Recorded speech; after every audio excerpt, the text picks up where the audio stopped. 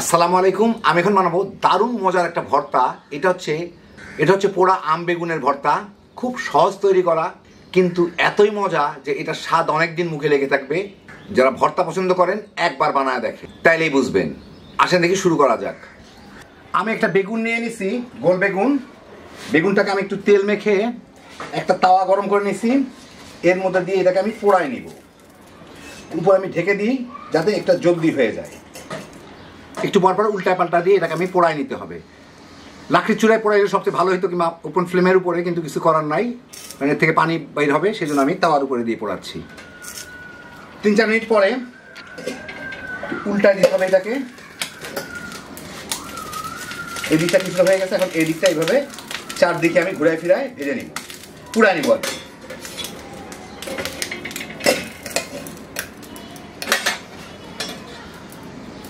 আবার ঢেকে দিব, দিয়ে পোড়ায় নিব। প্রায় 12-13 মিনিট লাগলো, সব দিকগুলোই পোড়ায় নিলাম। এই যে এখন আমি এটাকে উঠাই একটু ঠান্ডা করে উপরের খোসাটা ফেলে নিব। এরকমই আরও একটা বেগুন পোড়ায় নিব, 2টা বেগুন। এখন এই একই গরম তাওয়ায় আমি অর্ধেকটা আম নিয়ে নিয়েছি খোসা সহ। এখন আমি এই আমটাকে একটু পোড়ায় নিব, কয়েক মিনিট রাখলেই হয়ে যাবে।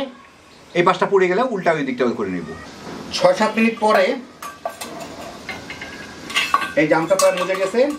এখন উল্টা দিকটাকে আমি একটু পোড়ায় নিব। এই এমনি রেখে দিলেই হবে। আমি চুলার জালটা বন্ধ করে ঢেকে রাখি। এটা এমনি পুড়েও যাবে, মজেও যাবে, নরম হয়ে যাবে। আমি একটা ফ্রাই প্যানে একটু সরিষার তেল দিয়ে, প্রায় এখানে 1.5 টেবিল চামচের মতো সরিষার তেল হবে, দিয়ে আমি কতগুলো পেঁয়াজকে প্রথমে একটু ভেজে নিব।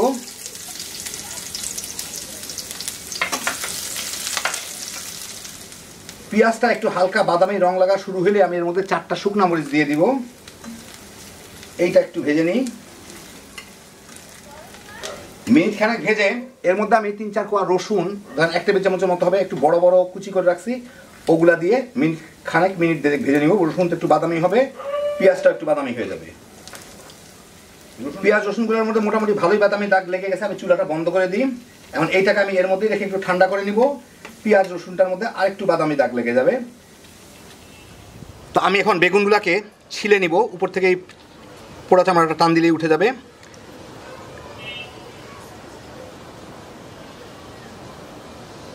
দুইটা বেগুন করে আমি এভাবে ছিলে নিব। দেখেন টান দিয়ে উঠে চলে আসতেছে। এখন আমি এই পোড়া আমটাকেও ছিলে নিব। সবচেয়ে আগে আমি এর খোসার মাঝখানে বিচির অংশটাকে উঠাই নিই।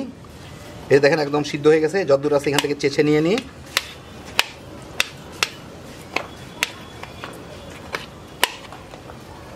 আর এর থেকে এইভাবে আস্তে করে উঠায় নিয়ে নেব আমটাকে।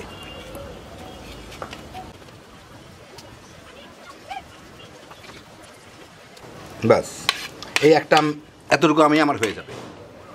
তো আমি এখানে বেগুন 2টা নিয়ে নিলাম, খোসা টোসা ছিলে। এখানে পেঁয়াজ আর রসুনগুলা, আর 4টা মরিচ, আর এখানে আম। এখন আমি একটু লবণ দিয়ে মরিচগুলাকে একটু চেপে চেপে ভেঙে নিই।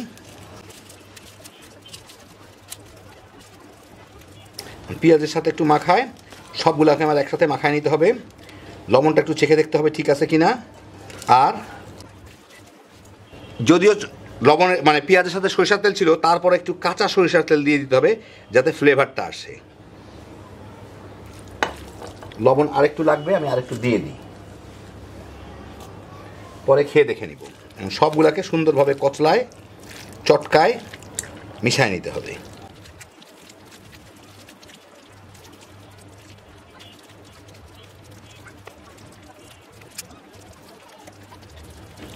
ভালো মতো চটকায় নিলাম, সবই গলে গেছে। এখন একটু ভালো মতো মাখায় নিলেই হয়ে যাবে।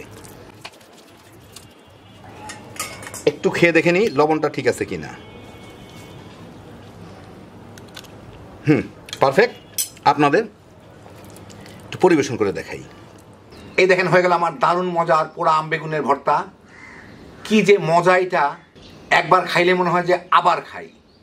যারা ভর্তা পছন্দ করেন একবার বানায় দেখেন। তৈরি করা দেখলেন খুবই সোজা।